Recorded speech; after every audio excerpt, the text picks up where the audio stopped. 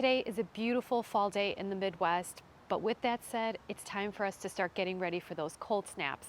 I've got two Limelight Hydrangea standards behind me in these planters. I went ahead and I overwintered them to ensure that I can really enjoy them for years to come.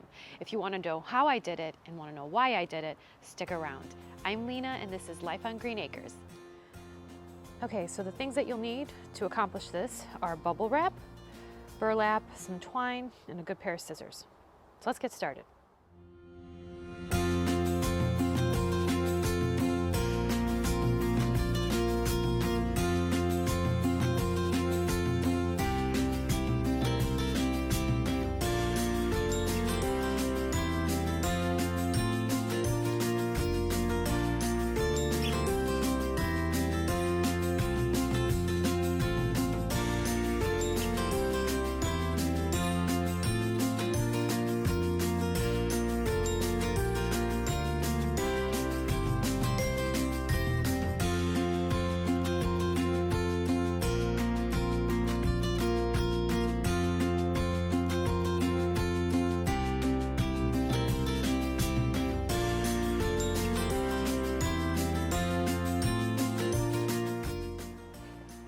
Okay guys, it's all set. I went ahead and I wrapped them in the bubble wrap and then I wrapped them in the burlap. I used Gorilla Tape to keep the bubble wrap secure and twine to keep the burlap secure.